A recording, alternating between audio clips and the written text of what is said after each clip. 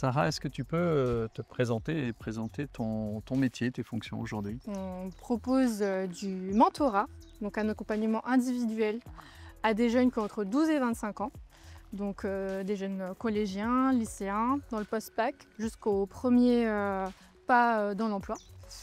Un accompagnement donc à des jeunes qui peuvent présenter des difficultés dans ces différents domaines. Et l'idée, c'est qu'ils rencontrent un bénévole de manière assez régulière, 1 à 4 fois par mois, pour les aider dans ces différents aspects de leur vie. Et qui sont ces bénévoles?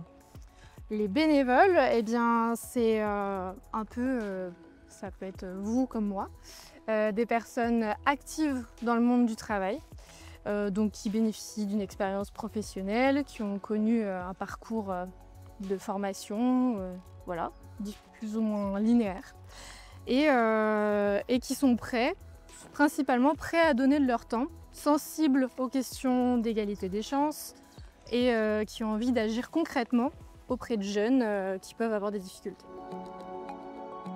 Quand on parle du déterminisme social, comment tu l'observes? Comment prend-il forme pour toi ce déterminisme social?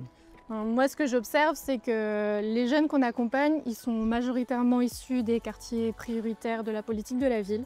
C'est des jeunes voilà, qui peuvent rencontrer diverses difficultés, qui sont issus de milieux sociaux plus ou moins favorisés, qui n'ont pas forcément connaissance de tous les métiers, qui ne se représentent pas forcément tous les métiers qui peuvent exister, les différentes études qui peuvent exister.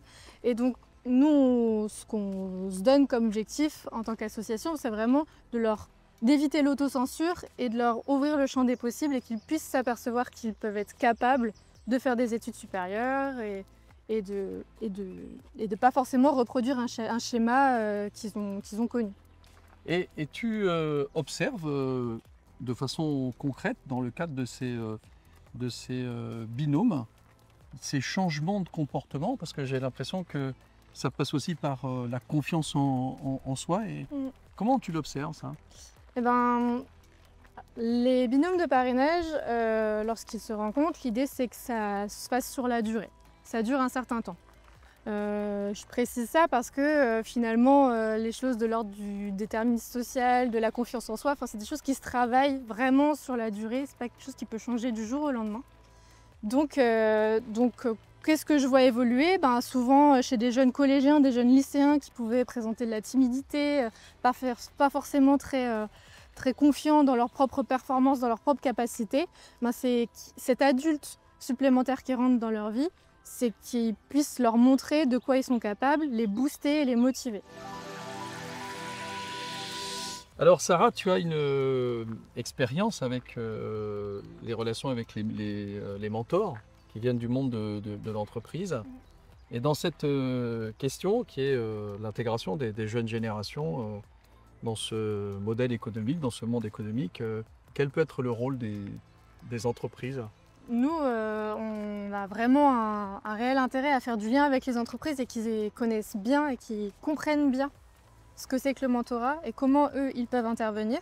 Et du coup, comment ils peuvent intervenir, c'est ouvrir leurs portes à des associations comme la nôtre, nous laisser parler à leurs collaborateurs de l'engagement bénévole, peut-être faciliter aussi la possibilité de s'engager et de se libérer un petit peu de temps pour aller rencontrer les bénévoles.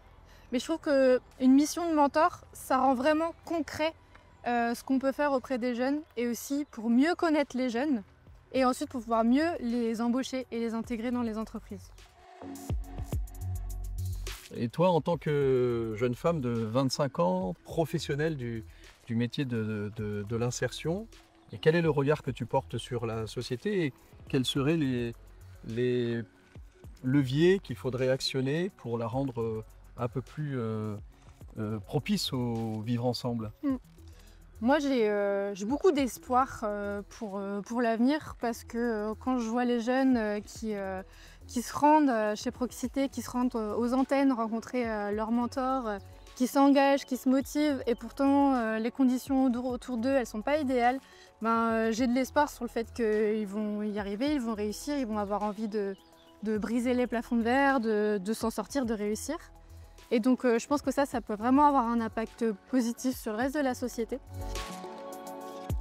Sarah, merci beaucoup de cet échange. Merci beaucoup. Merci beaucoup.